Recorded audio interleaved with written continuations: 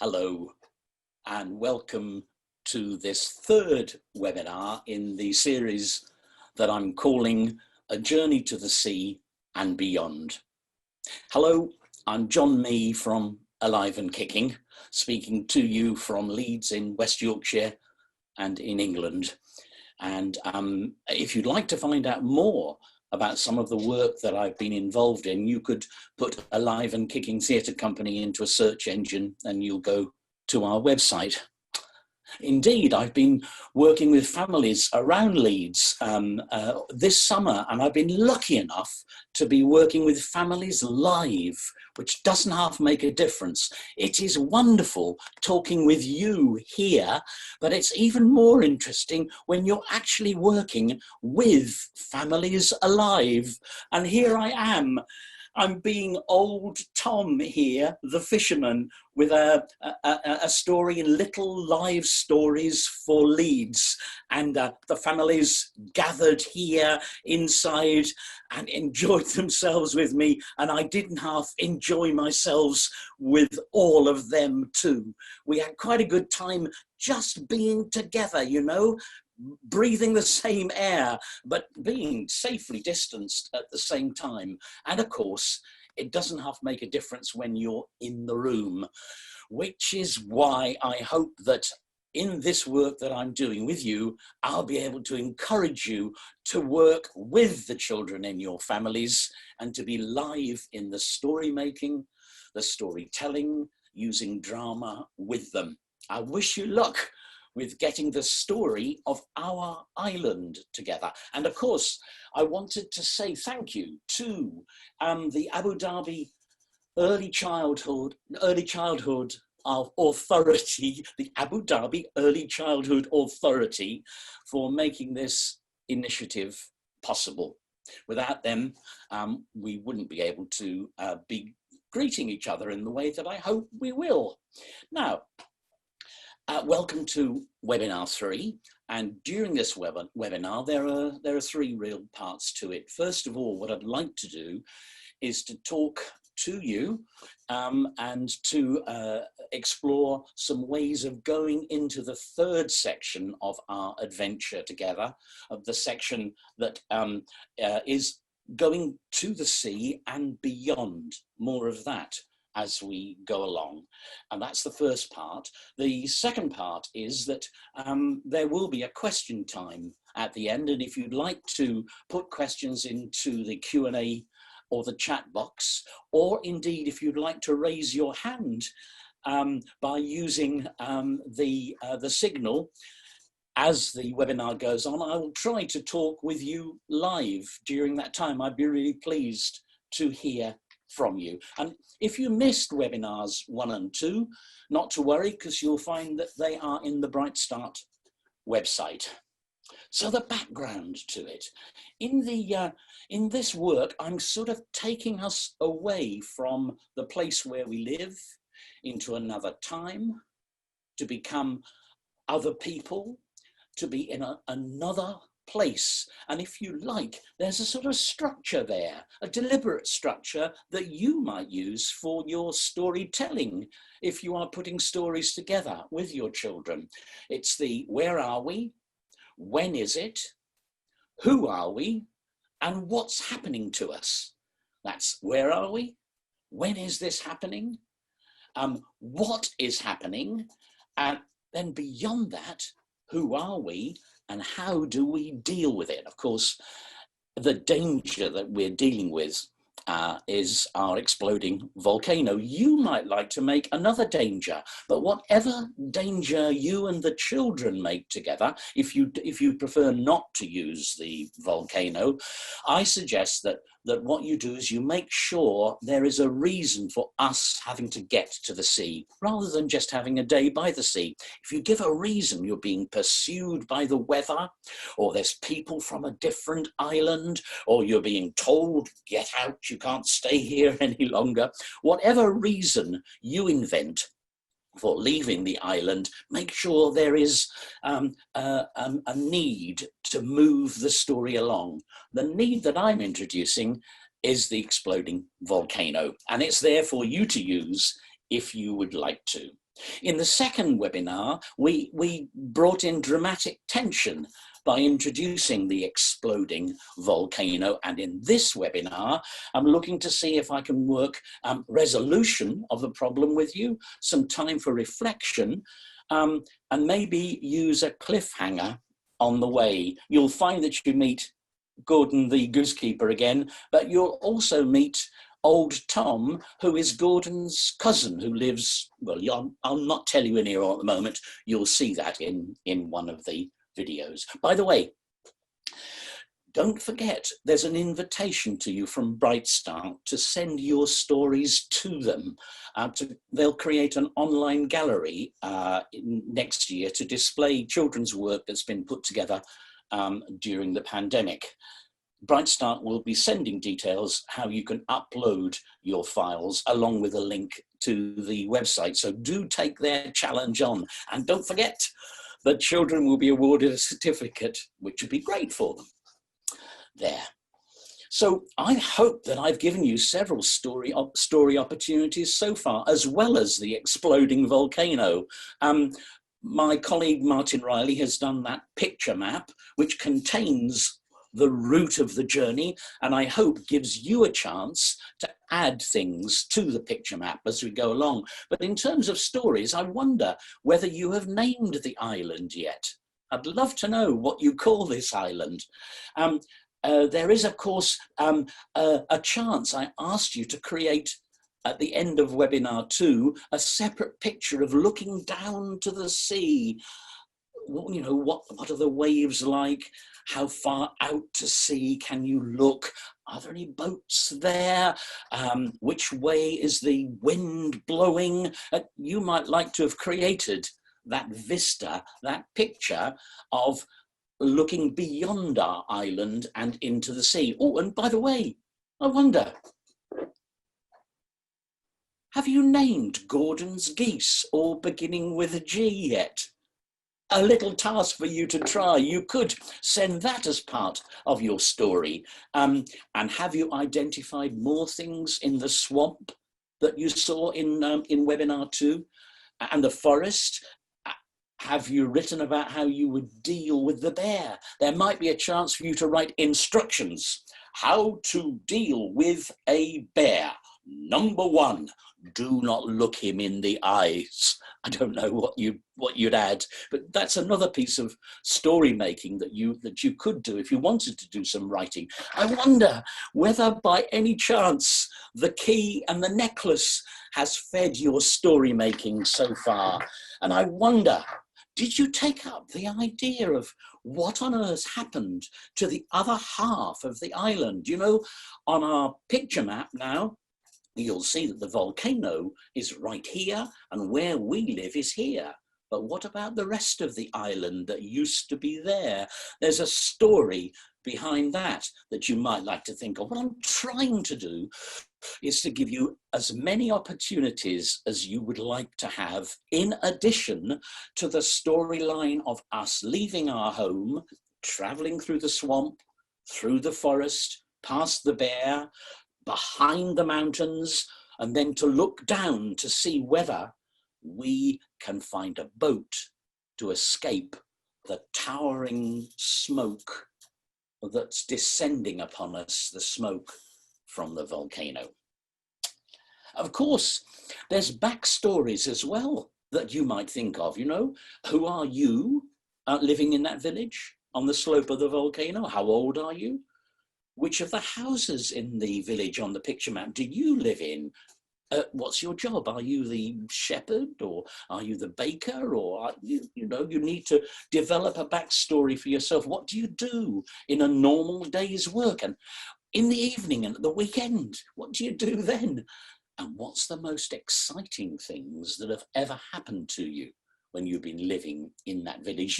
You know your children much better than I can, but I think it's really important for you, like creating Gordon the goosekeeper for me, important for you. You could become Gordon if you wanted to, or you could become another character, so you're alongside the children. The contract with the children is that they can take the mantle of the expert. They will have ideas and you will try to use their ideas.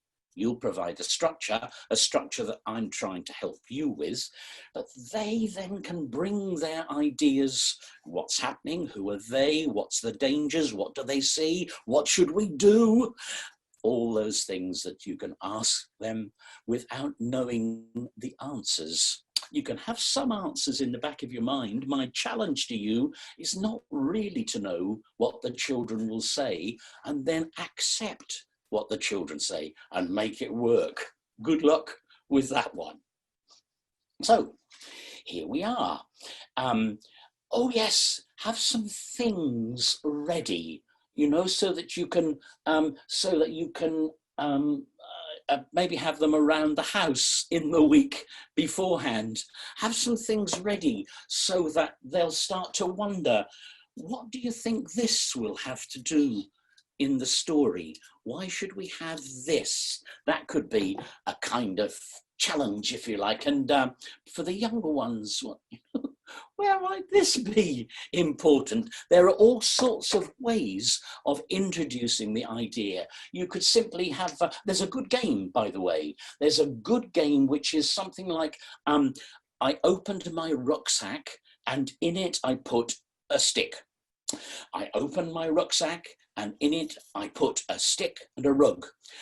I opened my rucksack and in it I put a stick, a rug, some cheese sandwiches. I opened my, you know that one where you build a huge list? You could play that one with the children and see if their memory is better than yours. I wouldn't be surprised if they're better at it than you are. So here we go.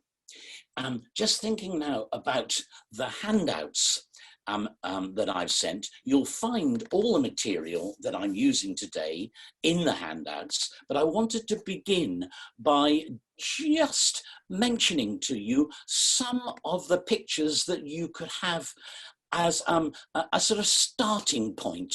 Here, if you like, is a first one.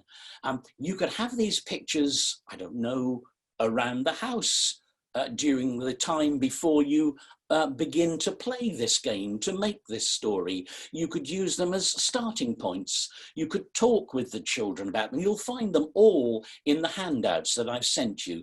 Here's one you could say where the smoke is rising and there's a danger, but the skies are still clear. And here's one where there's more of a threatening feeling about a whole layer of smoke rolling towards us. And here, a picture of an explosion from centuries ago. And now smoke rolling down the hill towards us. What would we have to do? Hold my hand, because I get more frightened than you will. And here, oh, a mushroom that's rising into the air, but what is beneath it? And then a path, a track that we shall have to take to escape across the island, through the swamp, past the forest. Can't see the forest in this one. It must be round the corner, all the way down to the sea.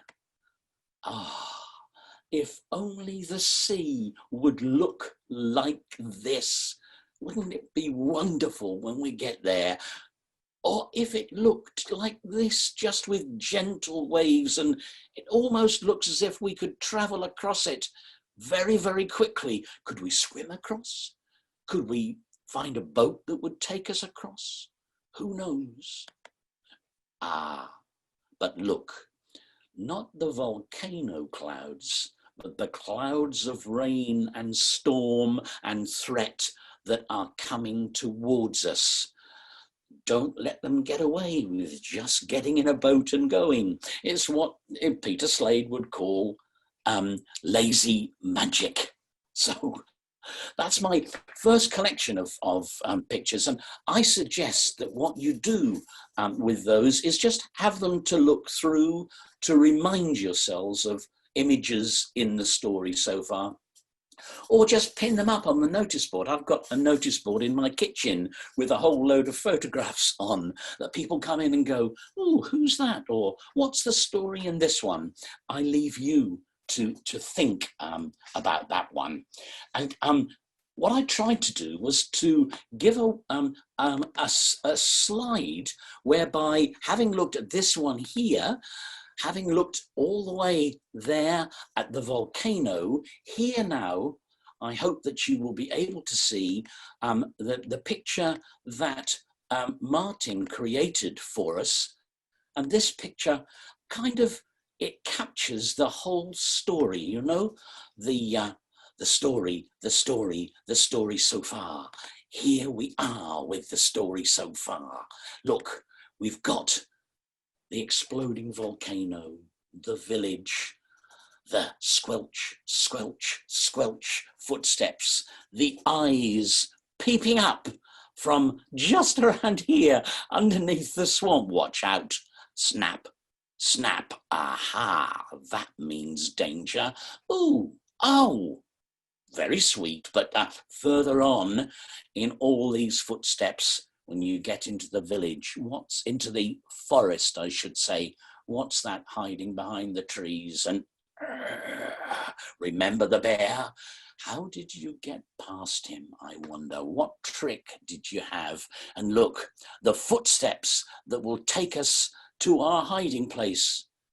And look further, there has to be another track here for us to get down, surely, to the harbour where there's 2 boats leaving, some houses there, and an old broken boat here.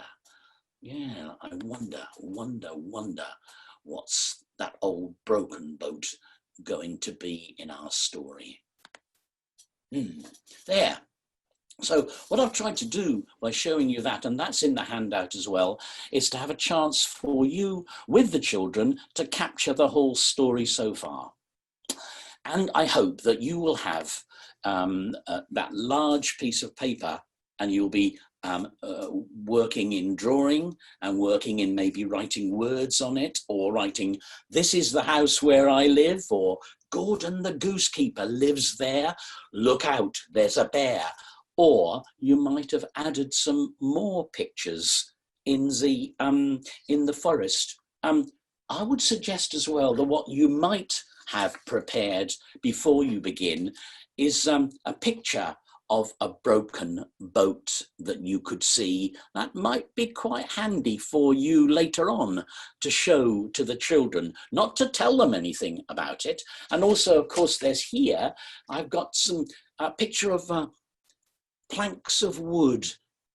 If you're going to mend that broken boat, these might come in very handy, but you don't tell them that for a beginning, but have those kinds of things ready.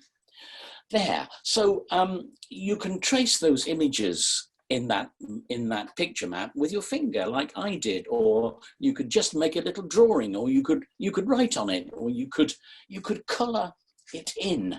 And indeed, when we last met, I suggested you should create your own picture of the track that leads from our hiding place behind the mountain down that slope. And in the picture map that I just showed you, it's blank. There's nothing in it at all. And it's there deliberately blank so that you can add to it. I wonder what you have included in your picture to the sea. I wonder what colours, what shapes. I wonder whether you might have made a soundscape of the wind blowing down from the mountain. I wonder whether whether it's the middle of the night with the moon high, or whether it's the burning sun and the rolling clouds of volcanic smoke. You can talk about those, and you with the children, you could be the artist and they can be the artist on the big piece of paper, the picture map. You can be an artist together. You can be a story writer together. So it makes the picture, it develops it further, and it gives you a chance to switch out of story making into visual art, along with soundscapes and so on. There's a chance for you to bring variety to the piece.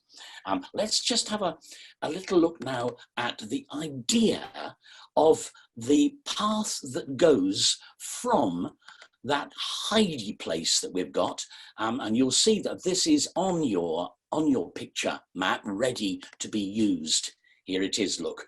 Steps that lead down from our hidey place at the edge here, all the way down, There's 32 of them, steps here.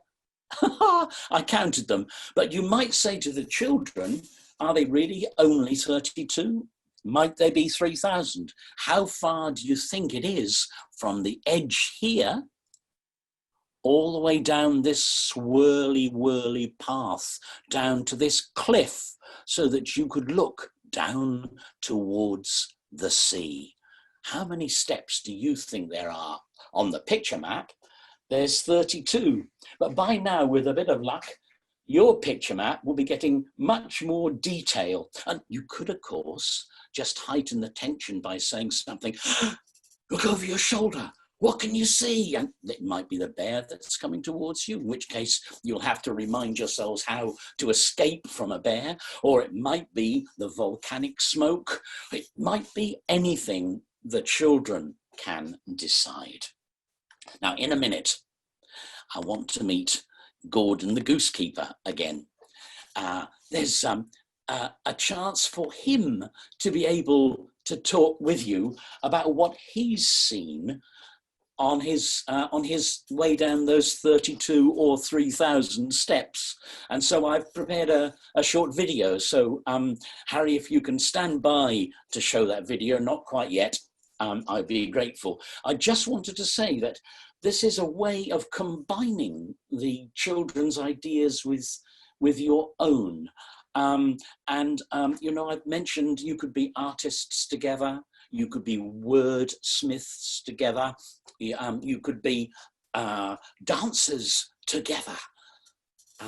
The togetherness, the playfulness is really important, as in a quiet moment as well. So this is a chance for you to have a quieter moment when either you could show them the video that I've made of Gordon on that track, or better still, you could become Gordon yourself, or you could become another role. You can take the words from this video if you wanted to as a script, or better still, write your own, invent your own. You'll know best what to do. Don't just tell the story of what happened, act it out as you're telling it. I hope you'll find some ideas in this video of Gordon. Please then, Harry, would you show video 1?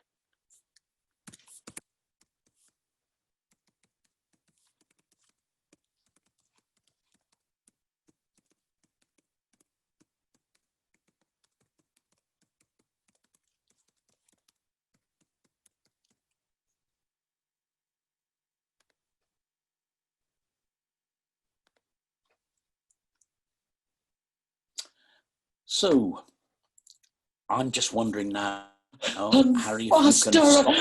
Woof off the end. I will get. What we do now is start the video right from the beginning again. Can you? Splash. Well, right back to Yes. Yes. me, Gordon the Goosekeeper. Oh, I hope you don't mind me having the rug around my shoulders. You know, like I said before, it makes me feel comfortable. And I know another thing that makes me feel good. You've had a look, haven't you, at the track that goes from the cliff where we could see down to the harbour. You've had a look at the track and you've seen what dangers and what things and what other tracks that go across it and the way the vegetation is and which way the wind is blowing. So you know a great deal. I had a little look as well. And when I went straight down to the bottom of the cliff, the first thing I saw was an ice slide. I thought, oh, it feels like I'm a boy again. And I got on the ice slide. 1, 2, 3, whoosh, I went. Whee, I felt so good. And then I got faster and faster and faster. And woof, off the end I fell right by the side of a lake. Oh, just splash the water in my face. And I splashed and I looked down into the water and I thought, oh, you don't look too bad for an old man, you know, Gordon. Then I looked at the reflection over my shoulder. I could see the gathering clouds of smoke from the volcano hovering in the sky, and I thought, I'd better get on. I went further and further, and then I saw a tumbling river. I thought, it'll take me all the way down to the harbour with all the people. We'll be safe. And then I looked in the river.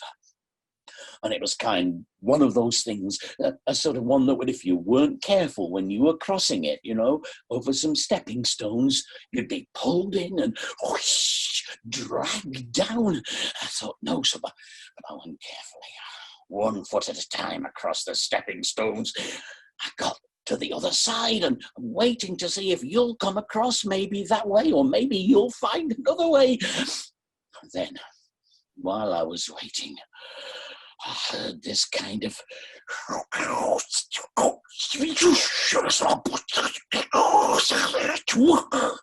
looked this way, I looked that way, but I couldn't see anything.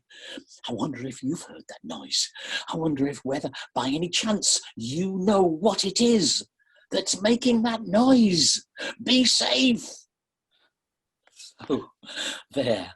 Thank you, Harry, for getting the sound to work on that one. I'll be coming to video 2 in a bit, so please check that the sound will be working when you play video 2. Not yet. Soundscapes, you know, there's the guessing game that you could have, which is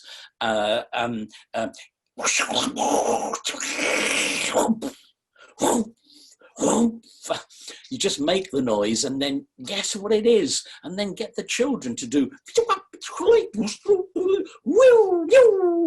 or whatever, and then you have to guess what the children have got in their minds. It's another different activity that I suggest you think about.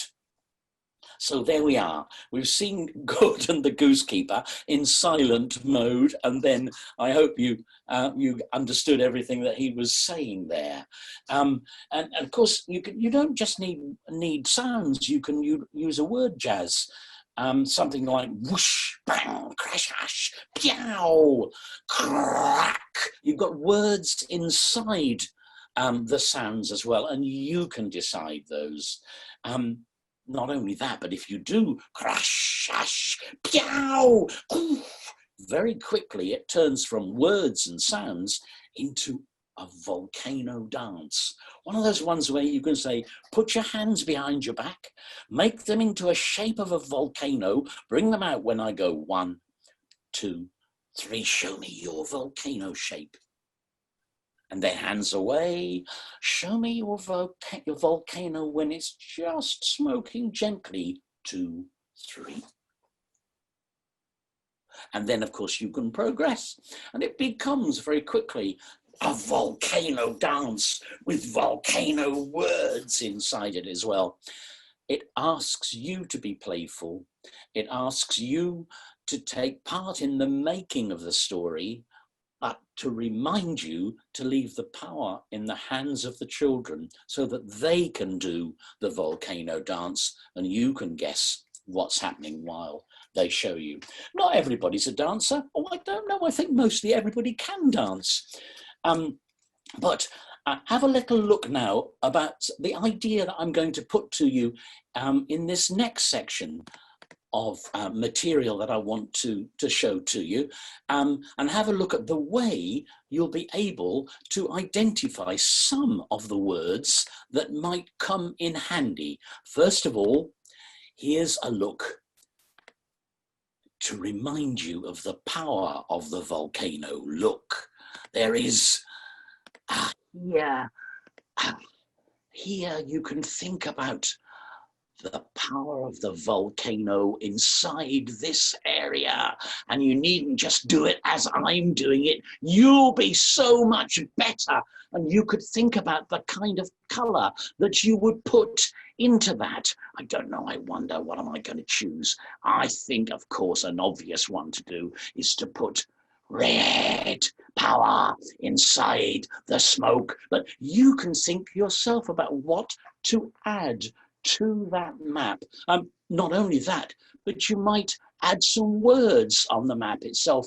You could write in, forgive my handwriting, words that come from the children, and they can write them as, oh well, I'm writing crash.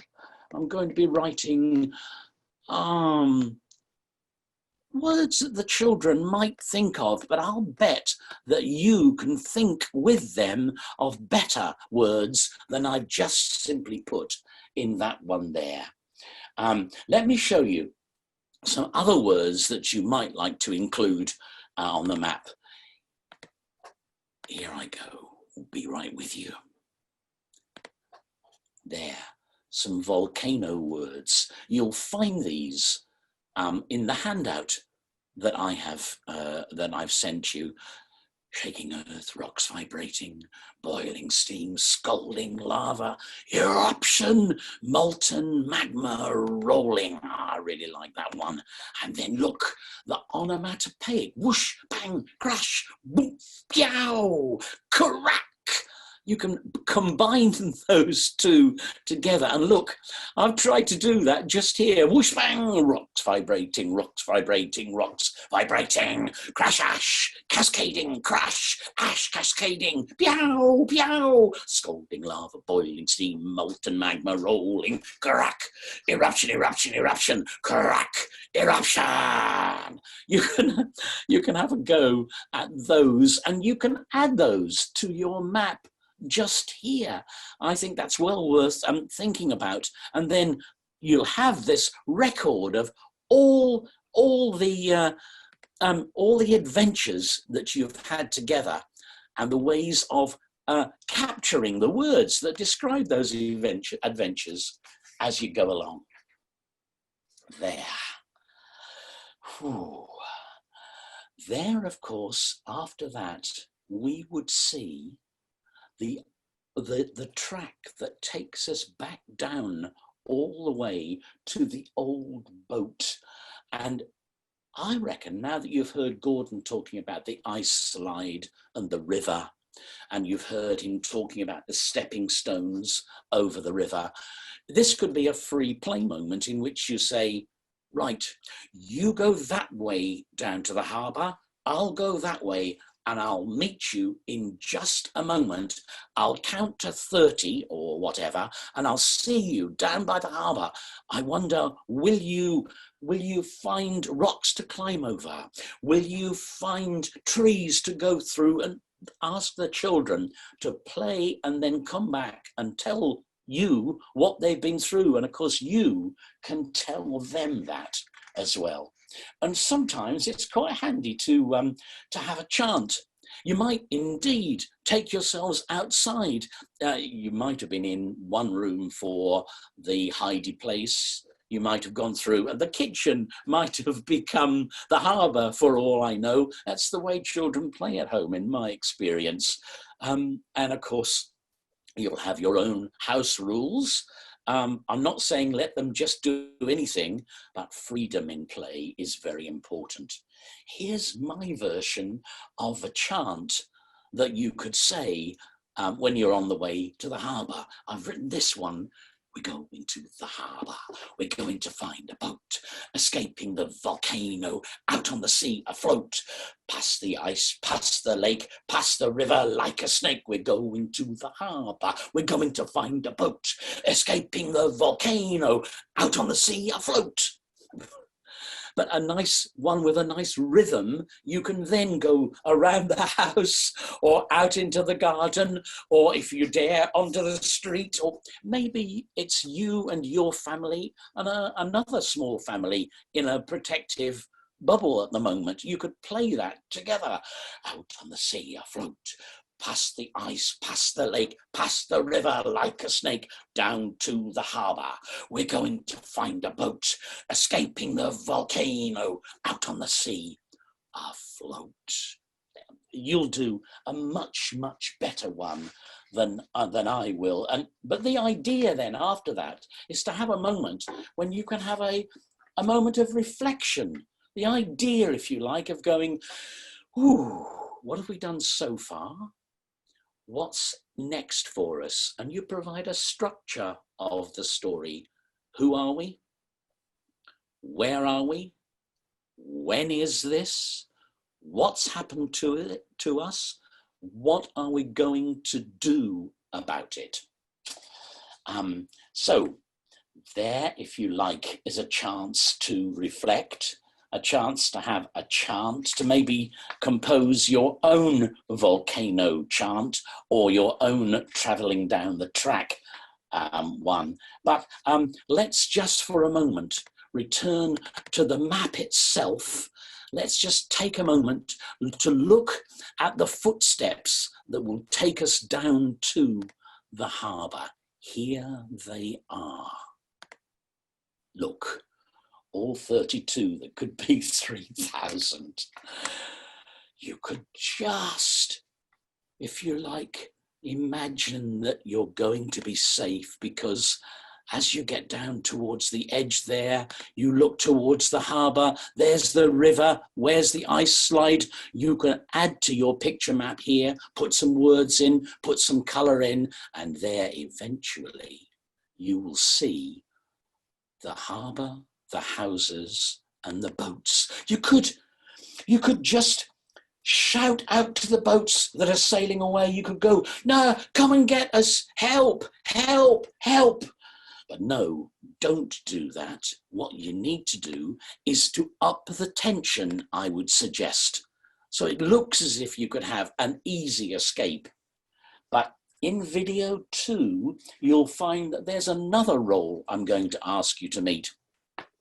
You'll find me being old Tom, who is Gordon's cousin from the other side of the island. And I challenge you to create a second role for yourself when you get there, and you will find that old Tom is an inciting incident. He brings his own problem. We've had several so far, like the bear, like the discovery of the key and the necklace. Here is another one, a kind of cliffhanger. So could you please, Harry, could you stand by to show video 2? Not quite yet. Please check that the sound will be on from the beginning. This is a cliffhanger. This is a just when we thought we were safe, something else happened to challenge us. Harry, would you please show video 2? Oh, hello, it's me, old Tom. I live just by the lighthouse down by the harbour.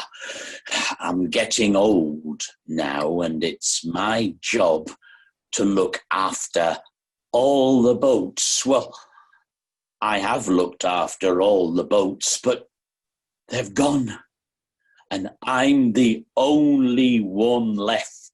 And now there's all of you.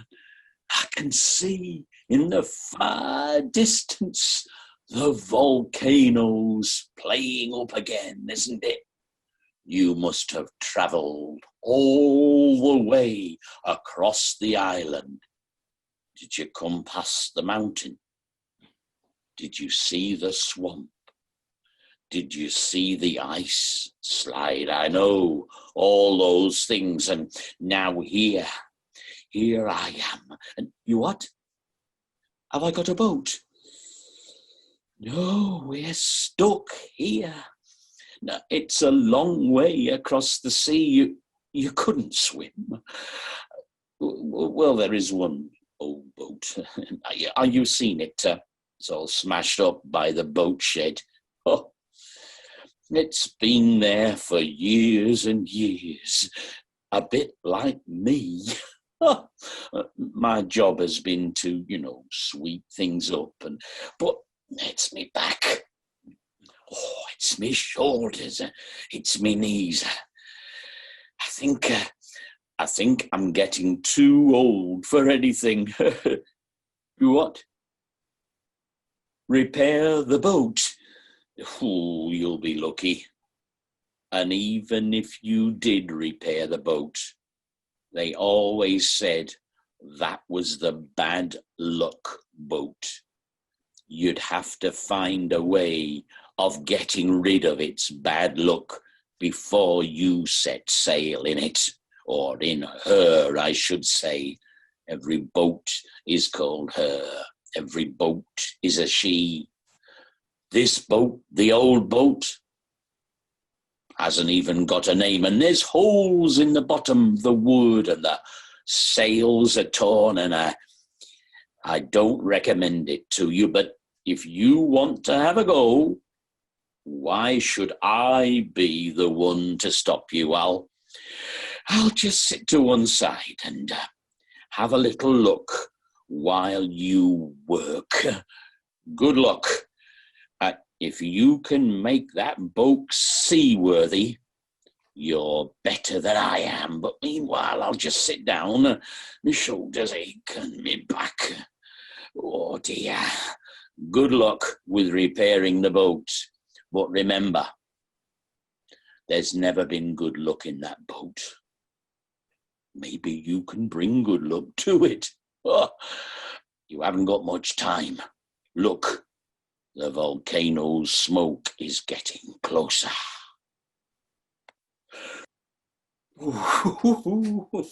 So there, the volcano's smoke just kind of hovering, just waiting to pounce upon us. And more than that, we thought we'd be safe. We thought that maybe there would be a boat waiting to take us away. We shouted for it, and we shouted for the other boat to come back and save us. But they sailed together out into the ocean, out without even looking back. Off they went. And this is how I find it quite helpful to have things like these boats there ready to use as part of the telling of the story. And of course, the children can sail the boats away while you stand shouting, "Help, help!" They won't come back for us. And that's the idea, really, is to raise the tension a little bit further, to make the problem even deeper. No lazy magic. Make sure that you turn the screw and keep the story going in order that you can look together at what are the implications for us? Dare we face the volcano? Shall we stay with old Tom in his house and see what's happened? Or shall we try to repair that old boat? Do you remember? I suggested that you would have a picture like this ready so that the children can, get the feel of how old the boat would be. And I suggested that you might have a picture of planks of wood, because when you say to the children, what do you need? How could you have a look at that old boat? Would this come in handy at all? Could you make a sail out of this? Could you make a rope? What could you make out of this to repair the boat? What could you do with Tom's hat to repair the boat? What could you do anything with Tom's neckerchief? I'm sure he would give it to us. What could you use? Remember, we've got some, what would you use it for to repair the boat? And you can slow things down as well before you send them off in free play to fetch things. Sometimes they'll bring real things back, or they might bring back, look, here's a hammer, or look, here are some nails, I brought some tar. And believe immediately that they have. Accept the big lie, because if you accept the first big lie, all the other lies can become a truth, as Dorothy Heskett would put in her thinking. So have things ready to show them, and then have another free play, you decide moment. Oh, quick, we've only got 5 minutes before the tide changes. We've got to get ourselves down to the harbour. And when we get ourselves down to the harbour, what will it be like when we get there? Will you have repaired the boat? And isn't it a bad luck boat? Isn't there something about some messages? Look, here's a bad luck message. Watch for the whale that will swallow you. If you sail on this boat, it is at your own risk. The seventh wave will get you. Come on board this boat if you dare. Look behind you every step of the way. And if you have a collection of those bad luck messages, you could also have ready some good luck messages, a chance for you to reflect. Like, you know, they might write some that they could surprise you with, and you could have some ready. Stick together. Believe in yourself. Keep hoping. Never give in. Take courage. Have those good luck and bad luck messages ready, and then you'll find the right moment. Let me remind you, I'm doing these 3 webinars here. You don't have to do all this in one go. You can stop and you can start. So identify which bits are the right bits for you. Don't feel you have to do all this. I'm just working in 1 hour for you to give you some ideas for you to select from. And if you want to ask me questions, and your questions come up after the end of this webinar, please email them to me, and I promise I'll try to reply to all of them. And don't forget, if you want to raise your hand in this next section, if you've got a question you'd like to ask me, I'll be happy to try to answer it. But before I do, remembering there's no lazy magic raising the tension further, will you stand by, please, with video 3 to make old Tom, who is Gordon's cousin, have a think about you becoming old Tom. Are you ready then, please, Harry? Could you now please show video 3, a chance to raise the tension? Right. Well, I promised I'd see you down here by the harbour, and here I am. I see you've got Gordon the goosekeeper with you. Did I tell you? That's a distant cousin of mine from the other side of the island. Not seen each other for years. What? You've repaired the boat? You think you might have brought good luck to it? You mended the sails? I don't know how you managed to do that, or where did you get the material? And you've done what? You've patched up all the wooden holes in it, and you've got it floating just on the other side of the harbour, just to catch the tide. Well, all I can say is congratulations. I think you're very clever, very thoughtful, very careful, very adventurous. I also think you're a bit, forgive me, I think you might be a bit crazy. What, going out on the ocean? I know it looks calm at the moment, but you wait till you get beyond the harbour. The waves. Oh, the wind. Oh, the whirlpools and the rocks, and you might even hear singing voices. If you hear singing voices like, "Come closer, come closer," don't go anywhere near them. They're the dangerous singing voices. You what? You want me to come with you? Well, I'm very grateful. What?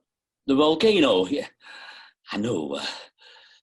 I think maybe my time has come, and maybe I can face the volcano alone. What? Go with you? That's very kind of you, but it's my shoulders, it's my back, it's my knees, and I think I'd better stay here and look after the lighthouse. You never know. The volcano might stop. You don't think so? What, the smoke? I know. And flames and lightning flashes and rocks going boosh, boosh, boosh, boosh in the air. I know it's a bit frightening, and I wish you luck, but, well, I suppose. Thank you for giving me the blanket. It's something to hold on to, this rug. Come with you. I don't know, I'm an island man. I need to stay here. Alone? Yes, I would be alone. Well, tell me then, what would you do if you were me, with my shoulders and my back and my knees and a gang of you lovely people asking me to come onto that boat? Even if you've turned it into a good luck boat, have you given it a name? Have you had a ceremony to pull up the ropes, to hoist the sails? Don't forget to do it in the right way. Come with you. Well, I suppose I could if you just explain to me what you'd want of me. And am I young enough? Am I fit enough? Would you trust me? Would you look after me? Let me know. I'll think about it. Good luck. So there's old Tom posing another problem. And he says, doesn't he, he could come with us, but maybe the chance now is for you enroll as old Tom, or as old somebody else, a chance for you enroll not to be persuaded too easily. It's a chance, if you like, for us to think about what's our responsibility to old Tom. What do? Grab hold of him, stick him in the boat and force him to go? Or do we let him stay and face danger by himself? There's a chance there for us to reflect. And of course, if we then get in the boat with him, or even if we get in the boat without him, what shall we do with the waves, the wind, the whirlpools, the rocks, the singing voices? Come closer, come closer, if you dare. Well, you could do the singing voices. I'll bet you the children could do singing voices as well. And that's another moment when you can decide whether to accept the singing voices and be drawn closer. Will it be safe or will it be dangerous? You could do two versions. A first version where it's the ultimate danger and you're dragged into a whirlpool, and you can dance the whirlpool, you can speak the whirlpool, you can crash onto the rocks, you can show paintings of all sorts of different seascapes. Let me show you this one. You know, you could use this one as an example of a sea and the rocks and the voices that come from just behind that rock there. In fact, you could say to the children, you go hide behind the table and be one of the singing voices, and I'll be in the boat. So there's a chance there for you to use that kind of seascape. And here's another one that you could use as well. A chance. You need to really search well-known artists here for you to bring a cultural line to your work. So having got those, having heard the singing voices, having thought about things, and having thought, if Tom is with us, that's another mouth to feed. If Tom is with us, what happens if he gets ill on the way? If Tom is with us, will he tell us what to do all the time? And what shall we do when we get to the new land that we are searching for? Or indeed, shall we turn back and face the volcano and stay on our island with Tom? So I'm not suggesting a definite end to the story. I'm leaving for you to have the choice. Onwards to a new land with all the new problems, returning to our island with its existing problems. A chance for you together to decide. And all the way through, I've been asking you to decide. I wanted to give Gordon a chance to thank you. I wanted to give Gordon, the goosekeeper, a chance to say goodbye. So I've prepared video 4. Stand by for this, Harry, please. Stand by to show video 4, which is a farewell message from both me and from Gordon at the same time. So Harry, would you please now show video 4? Thanks. And so here we are, out in that boat. I know it said it was dangerous, but you know, I feel safe here with you. And looking out to sea towards a new land to go to, and remembering our island, the island that's got so many memories. The time that we were together living at the bottom of the slope, the time when I had a kind of tummy rumble in the middle of the night, and I opened the curtains and looked up, and I could see the smoke coming from the volcano. All the stories of the island, all the way through the swamp together, and the forest and the bear and the mountain range, and being together.